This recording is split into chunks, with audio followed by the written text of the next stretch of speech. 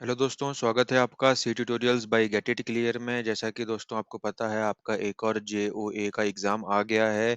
And हाल ही में हुए वाईएसपी Noni के जेओए एग्ज़ाम में हमने देखा कि कंप्यूटर में कुछ ज़्यादा ही डिफ़िकल्ट लेवल का क्वेश्चंस पूछे गए थे। एंड सी लैंग्वेज के भी काफ़ी ठीक-ठाक लेवल के क्वेश्चन पूछे गए थे। एंड गाइज़, मैं आपको यहाँ पे ये चीज़ बताना चाहता हूँ कि हमारे कुछ व्यूअर्स ने हमें हमारे प्रीवियस ट्यूटोरियल और जब हम आपको प्रैक्टिकल सेशन करके दिखाते हैं, उसमें बोला गया था कि इतने हाई लेवल के क्वेश्चंस नहीं पूछे जाते हैं। तो मैं आपको एक चीज़ यहाँ पे ये बोलना चाहूँगा कि आप हमारे ट्यूटोरियल में जो हम प्रैक्टिकल सेशंस आपको करके दिखाते हैं एंड जिस लेवल के एमसीक्यूज़ आपको बता रहे थे हर एक ट्यूटोरियल से रिलेटेड, आप उसमें से देखेंगे कि हमारे 2 से 3 क्वेश्चन पूरे के पूरे एज़ इज़ उसमें आपके वाईएसपी नॉनी के एग्ज़ाम में पूछे गए थे। तो गाइज़, मैं यहाँ पे आपके लिए जो क्वेश्चंस लेके आता हूँ, वो आपके बिगिनर से लेकर के इंटरमीडिएट लेवल तक के क्वेश्चन होते हैं। हम आपको प्रो लेवल के क्वेश्चंस तो वैसे भी नहीं डाल रहे हैं। एंड जिस तरीके से कंपटीशन बढ़ता जा रहा है, इसीलिए हम आपको थोड़े से इंटरमीडिएट लेवल के क्वेश्चंस करवाते हैं, ताकि अंडरस्टैंडिंग भी बने। आप ऐसा ना हो कि आप एमसीक्यूज को रट के चले जाएं। आपकी अंडरस्टैंडिंग क्लियर होगी, देन आप प्रो लेवल के क्वेश्चंस भी अटेम्प्ट कर पाएंगे। तो गाइज, आपका एक और एचपीएसएससी जेओए का एग्जाम आने वाला है। उसके लिए देखते हैं हमने आज आपके रिवीजन सेट में कौन-कौन से क्वेश्चंस डाले हैं। एंड आपको पता चल जाएगा कि आप अभी भी आपकी प्रिपरेशन में कहाँ स्टैंड करते हैं। तो आइए देखते हैं गाइस, पहला क्वेश्चन क्या कहता है। तो गाइस, यहाँ पे पहला क्वेश्चन जो है वो है पॉइंटर से रिलेटेड। गाइस, यहाँ पे घबराने की बात नहीं है, क्वेश्चन बहुत बड़ा सा दिख रहा है, बहुत जगह आपको नंबर्स भी दिख रहे हैं, बट देखिए आपको इसको कैसे इंटरप्रेट करना है। ये बहुत ही सिंपल सा एक क्वेश्चन पूछा गया है। A pointer is a memory address, जैसा कि आप सब लोगों को पता ही है। Suppose the pointer variable has p address 1000 and p is declared to have the type integer pointer and an int is 4 bytes long. What address is represented by the expression p plus 2? So यहाँ पे guys मैंने आपको ये बताया था कि ये जो p plus 2 का आप कंसेप्ट देख रहे हैं, ये आपने एरे एंड पॉइंटर्स के लिए हमने आपके लिए एक डेडिकेटेड ट्यूटोरियल लाया था। उसी में आपको इससे रिलेटेड हमने पूरा एक्सप्लेन किया था कि पॉइंटर और एरे में क्या रिलेशन होता है। एंड p प्लस 2 अगर आप बोलते हैं किसी पॉइंटर पे, तो वो क्या प्रिंट करके आपको देगा। तो गाइज, आप यहाँ पे ये सोचिए कि आपके पास एक इंटीजर टाइप का एरे है। उसमें आपने क्या किया है, जो ज़ीरोथ एलिमेंट, जो आपका पहला एलिमेंट है, उसका जो एड्रेस है वो है 1000, जो कि आपका पी पॉइंटर पॉइंट कर रहा है ना? एंड आपको बोला गया है कि हर एक इंटीजर जो है वो 4 बाइट एड्रेस स्टोर करेगा। तो गाइज़, पहला जो एलिमेंट होगा वो आपका 4 बाइट लेगा। अगर उसका एड्रेस जो होगा वो 1000 बाइट का 1000 पे है, देन आपका अगला जो एलिमेंट होगा उसका जो एड्रेस होगा वो होगा 1004। क्यों? क्योंकि 4 बाइट तक तो आपका करंट इंटीजर ही ले लेगा। देन आपका सेकंड एलिमेंट का जो एड्रेस होगा वो होगा 1004, जो कि 4 5 6 और 7 4 बाइट तक वो जाएगा। एंड आपका जो तीसरा एलिमेंट होगा वो होगा आपका 1008 पे। एंड गाइस, p प्लस 2 का मैंने आपको मतलब बताया था। जो p है वो आपका एरे का जीरोथ एलिमेंट को रिप्रेजेंट करता है। तो p प्लस 2 आपके किसको रिप्रेजेंट करेगा? एरे के तीसरे एलिमेंट को। तो तीसरे एलिमेंट का जो एड्रेस होगा गाइस वो होगा 1008। कैसे होगा? पहला एलिमेंट 4 बाइट लेगा, तो 1000 प्लस 4, एंड उसके बाद 1000 प्लस आप 4 करेंगे तो वो आपके सेकंड एलिमेंट का एड्रेस होगा। 1000 प्लस 8 कर देंगे तो वो आपके थर्ड एलिमेंट का एड्रेस होगा। अगर आपको अभी भी कोई डाउट होगा तो आप हमारे एरेज एंड पॉइंटर से रिलेटेड का जो ट्यूटोरियल है उसको ज़रूर देखें। आपको ऊपर आई आइकन पे आप क्लिक करेंगे तब भी आप वहाँ पे पहुँच जाएँगे। ओके गाइज़, अगला क्वेश्चन देखते हैं। What will be the output of this program? तो गाइज़, यहाँ पे आपको देखना है कि हमने मेन मेथड लिया है, उसके अंदर हमने इंट i इक्वल्स टू 2 किया है, उसके अंदर हमने एक ब्लॉक ले लिया है गाइज़। इस टाइप का हमने आपको ऑलरेडी प्रीवियस एमसीक्यूज़ में भी क्वेश्चन पूछे हैं। इसके अंदर इंट i इक्वल्स टू 4 कर दिया है हमने, j इक्वल्स टू 5 कर दिया है। अंदर हमने प्रिंट करवाया है i और j को, एंड बाहर निकल के हमने प्रिंट करवा दिया है i और j को। तो गाइज़, क्या आप इसका आउटपुट पहचान सकते हैं? सो गाइस, इसका जो आंसर होगा वो होगा कंपाइल एरर। ऐसा क्यों होगा गाइस? क्योंकि जो अंदर का ब्लॉक आपको दिख रहा है वहां पे आपको आई और जे दोनों आपको इंटीजर्स दिख रहे हैं, एंड आप उनको यूज करके वहां पे प्रिंट भी कर रहे हैं। एंड अंदर जब आई और जे प्रिंट होगा तो वो 4 और 5 प्रिंट करेगा। लेकिन जब आप ब्लॉक से बाहर आ गए हैं तो आपको वहां पे फिर से आपने आई और जे कराया है, लेकिन बाहर आपने जे नाम का तो कोई वेरिएबल लिया ही नहीं है, वो तो इंटरनल ब्लॉक में था। ओके गाइस, तो यहाँ पे कंफ्यूज होकर के आप ये मत लगा दीजिएगा 4525 इसका आंसर होगा, क्योंकि आई का बाहर वाला वैल्यू तो 2 है एंड जे जो है वो 5 है। क्योंकि जे जो है वो अंदर की पैरेंथेसिस जो आपको दिख रही है सब ब्लॉक की, उसके बाहर भी डिक्लेयर होना चाहिए, तब उसकी वही वैल्यू यूज़ होगी जैसे कि आई की 2 यूज़ होगी मतलब लास्ट वाले प्रिंट में, लेकिन जे वहाँ पे है ही नहीं, इसलिए आपको कंपाइल एरर आएगा।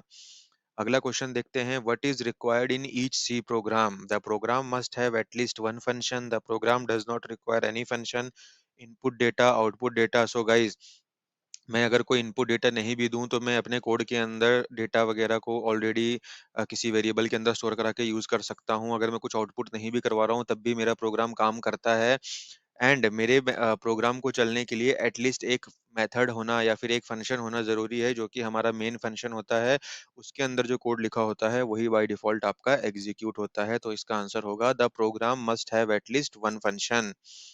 Which of the following comment is correct when a macro definition includes argument? So guys, हमने आपको आपके प्रीवियस ईयर क्वेश्चंस का एक मैक्रो का क्वेश्चन दिखाया था जिसमें उन्होंने आपको कुछ आर्गुमेंट्स पास किए थे, एंड हमने उसका आपको एक्सप्लेन करते टाइम बताया था कि जब भी आपको आर्गुमेंटेड मैक्रो यूज करना है तो आपको क्या करना पड़ता है, उसके लिए आपको कुछ सिंटेक्सेस फॉलो करने पड़ते हैं। जब भी आप मैक्रो का अगर आप कांस्टेंट वाला यूज कर रहे हैं तब तो कोई प्रॉब्लम नहीं है, लेकिन अगर आप उसको एक फंक्शन वाला मैक्रो यूज करते हैं जिसमें आप वैल्यूज देते हैं एंड कुछ आउटपुट चाहते हैं उस मैक्रो से, तो आपको यहाँ पे क्या ध्यान रखना है कि the opening parenthesis should immediately follow the macro name. मतलब मैक्रो नेम के बाद आपको कोई भी स्पेस नहीं देना है। तुरंत के तुरंत आपका जो है, जैसे फंक्शन का जो पैरेंथेसिस होता है जिसमें वो आर्गुमेंट लिखे होते हैं कि कौन कौन से आर्गुमेंट ले रहा है, वो तुरंत आपके मैक्रो नेम के बाद शुरू हो जाना चाहिए। अगर आपने वहाँ पे स्पेस वगैरह का यूज किया तो वो उसको एज ए मैक्रो कंपाइल नहीं करेगा एंड आपको कंपाइलेशन एरर आ जाएगा। इसका ध्यान रखना है, आर्गुमेंटेड मैक्रो के लिए आपका पैरेंथेसिस जो होगा वो इमीडिएटली फॉलो करना चाहिए आपके मैक्रो नेम को। ओके गाइस, आगे बढ़ते हैं। What is the output of this statement? So guys, हमने यहाँ पे क्या किया है, आपने किसी भी लाइन में प्रिंट एफ डाल दिया है एंड आप ए प्लस प्लस की वैल्यू को प्रिंट करना चाह रहे हैं। तो यहाँ पे ये क्या प्रिंट करेगा? क्या ये ए प्लस वन की वैल्यू को करेगा या फिर करंट वैल्यू को प्रिंट कर देगा या फिर एरर मैसेज होगा या फिर कोई भी रैंडम वैल्यू प्रिंट करेगा?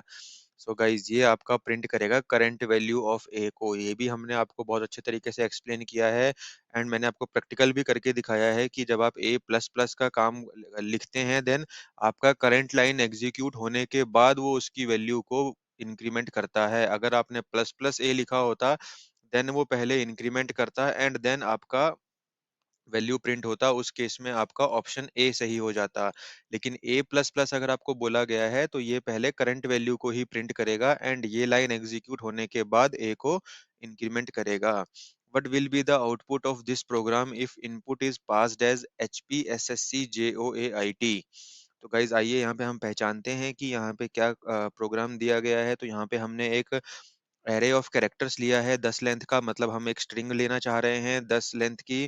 देन हम क्या करेंगे, एक पॉइंटर ले लिया है हमने जिसमें हमने उस कैरेक्टर के एरे को स्टोर कर लिया है। देन हमने क्या किया है, स्कैनएफ मारा है इस एक्स के ऊपर, मतलब हमने यूजर को बोला है कि आप इसकी वैल्यू को एंटर कीजिए एंड हमने चेंज नाम के एक और फंक्शन को एंड एक्स फोर कर दिया है, मतलब हमने एड्रेस पास कर दिया है फोर्थ एलिमेंट से एरे के। तो गाइज इस केस में क्या प्रिंट होगा, ये हमने पहली बार ही आपके लिए इस टाइप का क्वेश्चन डाला है कि जब हम एड्रेस पास कर रहे हैं किसी भी एलिमेंट से। सो गाइज इस केस में क्या प्रिंट होगा, तो इसका इस केस में आपका प्रिंट होगा CJOAIT। ऐसा क्यों होगा गाइज, क्योंकि आपको पता है HPSS, मतलब H जो होगा आपका जीरोथ एलिमेंट है, P आपका फर्स्ट एलिमेंट है, सॉरी मतलब वनथ प्लेस पे एलिमेंट है, एस जो है आपके वो सेकंड और थर्ड प्लेस पे एलिमेंट है। तो जो आपका फोर्थ प्लेस पे जो एलिमेंट है, मतलब आपका जो ये जैसे हम इंडेक्स किसको जिसको लिखते हैं, तो इंडेक्स 4 पे जो हमारा एलिमेंट है वो है सी से लेकर के आगे तक के पूरे की पूरी वैल्यूज आपकी प्रिंट हो जाएंगी। आपको हमने पुट्स का एक और मेथड दिखाया था कि पुट्स आपका क्या काम करता है, जिसमें हमने पुट कैर और आपके बहुत सारे अलग अलग प्रिंट के फंक्शंस को भी एक्सप्लेन किया था। तो पुट्स जो है गाइज वो आपकी स्ट्रिंग को प्रिंट करने का काम करता है। आपने यहाँ पे इसको स्ट्रिंग पास कर दी तो ये इसने क्या किया कि फोर्थ एलिमेंट के बाद की पूरी स्ट्रिंग को उठा करके आपको पास करके दे दिया है। तो आपने यहाँ पे ध्यान देना है कि जब भी आपने एंड का कॉल किया है उसके साथ, तो उसने उस पर्टिकुलर एलिमेंट के बाद की पूरी स्ट्रिंग को भेज दिया है। अगर मैं खाली यहाँ पे x4 लिखता तो खाली आपका एक कैरेक्टर यहाँ से आगे जाता जो कि आपका C होता, क्योंकि वो था मेरा फोर्थ इंडेक्स पे कैरेक्टर। ओके गाइस, ध्यान देने वाली बात है ये, इसको नोट करके रख लीजिएगा, कंफ्यूज मत होइएगा। आगे बढ़ते हैं, what will be the output of this program. So guys इस टाइप का हमने आपको ऑलरेडी एक्सप्लेन किया हुआ है। ये हमारा कॉमा ऑपरेटर होता है, ये बहुत ज़्यादा इंपॉर्टेंट होता है। तो आपको यहाँ पे आना है, आपको यहाँ पे पहचानना है कि यहाँ पे ए प्लस इक्वल्स टू, फिर ब्रैकेट है आपके। तो गाइस सबसे पहले जो होगा आपका ब्रैकेट रिजॉल्व होगा, जो कि अंदर का ब्रैकेट है। इसके अंदर देखते हैं हम कौन कौन से ऑपरेटर हैं। ए प्लस इक्वल्स टू 3, 5, ए। तो कॉमा से ज्यादा जो आपका प्रेफरेंस मिलता है गाइस, वो मिलता है प्लस ऑपरेटर को, एडिशन को। तो यहाँ पे क्या होगा, ए प्लस इक्वल्स टू 3, मतलब ए इक्वल्स टू A+3 आपको करना है, जो कि आपका हो गया ए इक्वल्स टू 3+3, मतलब ए हो गया आपका 6 अभी। एंड जब आपका ए जो है वो 6 हो गया है, तो यहाँ पे आपको क्या होगा, अभी देखिए 6, 5, ए आपका बचेगा। एंड आपको पता है जब भी आप कॉमा ऑपरेटर यूज करते हैं तो जो सबसे बड़ी वैल्यू है वो आपकी रिटर्न हो जाएगी। एंड अब क्या होगा, ए प्लस इक्वल्स टू 6 हो जाएगा। 6, 5 और ए में से ऑब्वियस सी बात है कि 6, इधर इधर भी आपका 6 हो गया है, इधर भी आपका 6 हो गया है, तो 6 ही रिटर्न होगा, जो सबसे बड़ी वैल्यू है।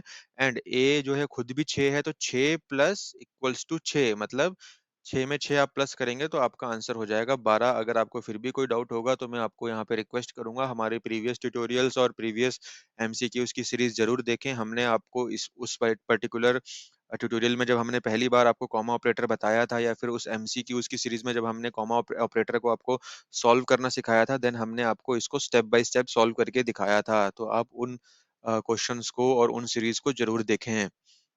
आगे बढ़ते हैं, what does this declaration mean. तो गाइज मैंने आपको बताया था कि अगर आप इस टाइप का कुछ यूज कर सकते हैं आपके प्रोग्राम को ज्यादा मेमोरी एफिशिएंट बनाने के लिए। मैं इंट x:4 x:2 भी लिख सकता हूं, अगर मुझे पता है कि मुझे छोटा इंटीजर यूज करना है। लेकिन क्या आप बता सकते हैं इसका क्या मतलब हुआ, जो मैंने यहाँ पे ये लिखा हुआ है int x:4। x is a 4 digit integer, x cannot be greater than a 4 digit integer, x is a 4 bit integer, या फिर none of these। So guys मैंने आपको ऑलरेडी यहाँ पे हिंट दे दिया है कि ये मेमोरी मैनेजमेंट से रिलेटेड है, तो आपका जो है ऑप्शन नंबर 3 बिल्कुल सही होगा। x जो होगा वो मेरा 4 बिट इंटीजर होगा।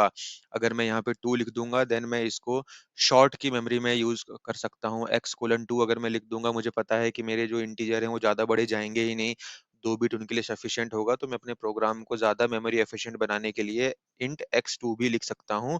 उस केस में जो मेरा x होगा वो मेरा शॉर्ट कहलाएगा।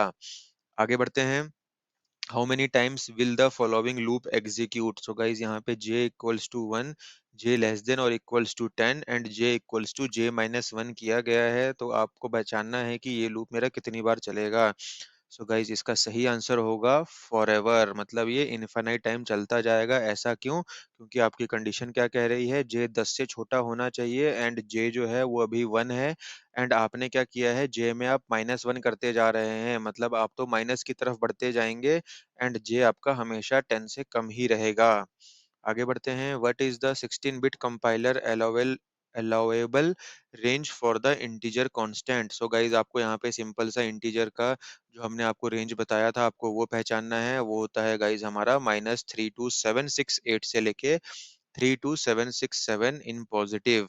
आगे बढ़ते हैं, 11th क्वेश्चन क्या कहता है, what is the result after execution of the following code if a is 10, b is 5 and c is 10। तो ये तो हमने नीचे प्रोग्राम में भी लिख दिया है। आपकी कंडीशन क्या कहती है, a जो है वो b से बड़ा है, एंड अगर a जो है वो c से छोटा या फिर उसके बराबर है, तो आप a इक्वल्स टू a+1 कर दो, एल्स आप c इक्वल्स टू c+1 कर दो। सो गाइज इसका आंसर तो बहुत ही सिंपल सा है, आपका होगा A11 एंड C10 ही रह जाएगा। आगे बढ़ते हैं, how many characters can a string hold when declared as follows. अगर आप कैर नेम 20 लिखते हैं तो उस स्ट्रिंग जो इसके अंदर हो आप स्टोर कर सकते हैं उसके जो होगा वो 20 की लेंथ ही होल्ड करेगा। ओके गाइज, एंड मतलब 20 की लेंथ होल्ड करेगा, मतलब वो 20 कैरेक्टर्स ही स्टोर करेगा। आगे बढ़ते हैं, डायरेक्टिव्स आर ट्रांसलेटेड बाय। तो गाइज ये हमने आपको बताया हुआ है, सी की कंपाइलेशन प्रोसेस। आपको जो ऊपर आई आइकन के अंदर अभी वीडियो का एक रेफरेंस आ रहा होगा गाइज, यहीं यहीं पे हमने आपको एक्सप्लेन किया था कि डायरेक्टिव्स कहाँ पे आपके रिजॉल्व हो जाते हैं। तो आपका जो प्री प्रोसेसर जो स्टेप होता है आपकी कंपाइलेशन प्रोसेस के अंदर, यहीं पे आपके जो डायरेक्टिव्स होते हैं वो ऑलरेडी ट्रांसलेट कर दिए जाते हैं एंड उनको एक्सपेंडेड सोर्स कोड में कन्वर्ट करके आपके एक्चुअल सी के कंपाइलर को पास कर दिया जाता है। आगे बढ़ते हैं, how many bytes does int D uses और it will use in the program? तो गाइज इसका सिंपल सा आंसर है 2 या 4 based upon your operating system. आगे बढ़ते हैं। Which of the following will copy the null terminated string that is in array source into the array destination? तो guys confuse मत होइए, यहाँ पे आपको एक DEST नाम का एरे दिया गया है एंड आपको एक SRC नाम का एरे दिया गया है। आपको जो SRC नाम का एरे है उसको आपको कॉपी करना है DEST नाम के एरे में। तो आप इनमें से कौन सा फंक्शन है जिसको यूज करेंगे? तो गाइज ये आप यूज करेंगे str कॉपी DEST सोर्स। तो गाइज ये हमने आपको बताया था कि जो DEST नाम का जो स्ट्रिंग होगी वो आपको पहले पास करनी पड़ेगी, मतलब जिसमें आपको कॉपी करना है डेटा वो आपका पहला एट्रीब्यूट होना चाहिए एंड SRC जिससे आपने कॉपी करना है वो आपका सेकंड एट्रीब्यूट होना चाहिए हमेशा। कभी भी आपका जो सोर्स होगा जिसमें से आप कॉपी करके डेस्टिनेशन में डालने वाले होंगे, और सोर्स कभी भी आपका पहला एट्रीब्यूट और डेस्टिनेशन कभी भी सेकंड एट्रीब्यूट नहीं होगा। जिसमें आपने कॉपी करना है वो हमेशा पहला एट्रीब्यूट ही होना चाहिए। आगे बढ़ते हैं। What will be the result of the num variable after execution of the following statement? हमने यहाँ पे कुछ नहीं किया है गाइज, नम इक्वल्स टू 58 लिया है and num percentage equals to 11। मतलब आपने क्या करना है, नम को डिवाइड करना है 11 से एंड उसका रिमाइंडर रिटर्न करना है। तो गाइज उसका जो रिमाइंडर होगा वो होगा 3, क्योंकि 11 5 जा 55, 55 को आप अगर 58 में से माइनस करते हैं तो आपका रिमाइंडर बचता है 3। तो अब यहाँ पे क्या होगा, इस लाइन के एग्जीक्यूशन के बाद नम के अंदर आपका 3 स्टोर हो जाएगा।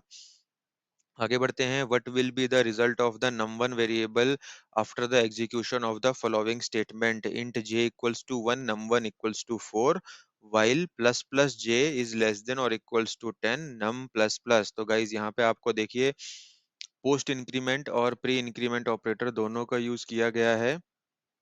आपको देखना है यहाँ पे कि नम नम वन जो है उसके अंदर कितनी वैल्यू आपकी स्टोर होगी अगर ये लूप चल जाता है। तो गाइज ये होगी आपकी 13। क्यों? क्योंकि ये लूप जो है ये सिर्फ 9 टाइम्स चलेगा, क्योंकि हमने प्लस प्लस जे यूज किया हुआ है। मतलब पहली बार ये लूप जब भी चलेगा तो जे जो है वो ऑलरेडी 1 से इंक्रीमेंट हो चुका होगा। आगे बढ़ते हैं गाइस। क्वेश्चन नंबर 18 क्या कहता है? What will be the result of the len variable after execution of the following statement? Int len character str1 equals to, मतलब हमने देखिए एक इंटीजर लेंथ ले लिया है, उसको ब्लैंक छोड़ दिया है, इनिशियलाइज नहीं किया है एंड str1 हमने एक स्ट्रिंग ली है जिसके अंदर हमने गेट इट क्लियर स्टोर करवाया है एक्सक्लेमेटरी मार्क तक। Length equals to strlen str1। मतलब आपको पता है गाइज हमारा जो strlen है जो वो हमारा क्या करता है, किसी भी स्ट्रिंग की लेंथ को रिटर्न करने का काम करता है एंड हमने उसको रिटर्न करवा के len में स्टोर करवाया है। तो आप बता सकते हैं len की वैल्यू क्या होगी? ये होगी गाइस 13। क्यों? क्योंकि get it clear with exclamatory sign जो होते हैं वो होते हैं 11 कैरेक्टर एंड उसके बीच में आपको दिखेंगे यहाँ पे 2 स्पेसेस भी होंगे। तो ये भी आपके एरे के अंदर स्टोर हो जाएंगे जो कि आपका str1 है। इसलिए आपका टोटल लेंथ बनेगा 13। आगे बढ़ते हैं। What will be the output of this program? So guys आपको इसका आउटपुट पहचानना है कि क्या होगा। यहाँ पे क्या किया गया है, एक इंटीजर पॉइंटर लिया गया है एंड ए लिया गया है जिसको 10 से इनिशियलाइज किया गया है। पॉइंटर के अंदर आपने क्या किया है, ए का एड्रेस स्टोर कर लिया है जो कि बिल्कुल सही है। देन आपने क्या किया है, पॉइंटर प्लस इक्वल्स टू 1 कर दिया है, मतलब आपने एडिशन ऑपरेटर का यूज किया हुआ है इसके ऊपर। देन आपको बताना है कि आपने जब इस पॉइंटर को और ए को प्रिंट किया है तो आपको क्या क्या वैल्यू मिलेगी पॉइंटर और ए के अंदर। तो ये मिलेगा आपको 11 11। ऐसा क्यों? क्योंकि ये आपको पता है कि अगर मैं पॉइंटर के अंदर कुछ भी वैल्यू को चेंज करूंगा उसका सीधा का सीधा इम्पैक्ट उस वेरिएबल के ऊपर होता है जिसका मैंने मेमोरी को स्टोर किया हुआ है पॉइंटर के अंदर। अगर आपको अभी भी कोई डाउट होगा देन आप हमारे सी के ट्यूटोरियल्स को जरूर देखें। हमने आपके लिए पॉइंटर से रिलेटेड भी एक डेडिकेटेड ट्यूटोरियल पब्लिश किया था एंड उसका प्रैक्टिकल भी आपको करके दिखाया है कि ये कैसे काम करता है। आगे बढ़ते हैं। क्वेश्चन नंबर 20 क्या कहता है? Which one is the correct description for the variable balance declared below? Int, double pointer and balance. तो गाइज क्या ये वैलिड है? अगर ये वैलिड है तो इनमें से कौन सी स्टेटमेंट सही है? Balance is a point balance is a point और pointer to an integer. Balance is a pointer to a pointer to an integer. Balance is a pointer to a pointer to a pointer to an integer. Balance is an array of integer. So guys यहाँ पे जो हमारा option 2 है वो बिल्कुल सही है। हमारा बैलेंस जो होगा वो पॉइंटर होगा। किसका पॉइंटर है ये? एक दूसरे पॉइंटर का, जो कि इंटीजर टाइप का ही होगा। ठीक है गाइस, मतलब आपको डबल यहाँ पे दिख रहा है, मतलब ये खुद बैलेंस एक पॉइंटर है जो कि खुद दूसरे पॉइंटर का मेमोरी एड्रेस स्टोर करके रख रहा होगा। मतलब ये किसी वेरिएबल को पॉइंट नहीं कर रहा होगा, ये खुद एक पॉइंटर को पॉइंट कर रहा होगा। तो ये है पॉइंटर टू पॉइंटर। ये भी हमने आपको कंसेप्ट ऑलरेडी एक्सप्लेन किया हुआ है। सो गाइज, आज के हमारे ट्यूटोरियल में इतने ही क्वेश्चंस थे। आप घबराइए नहीं, हमारे साथ बने रहें, हम आपके लिए और भी रिवीजन सेट लेके आने वाले हैं। तो आई होप आप लोगों को ये वीडियो अच्छा लगा होगा। गाइज, इस वीडियो को लाइक करें, शेयर करें and gate it clear channel के साथ बने रहें। Thank you.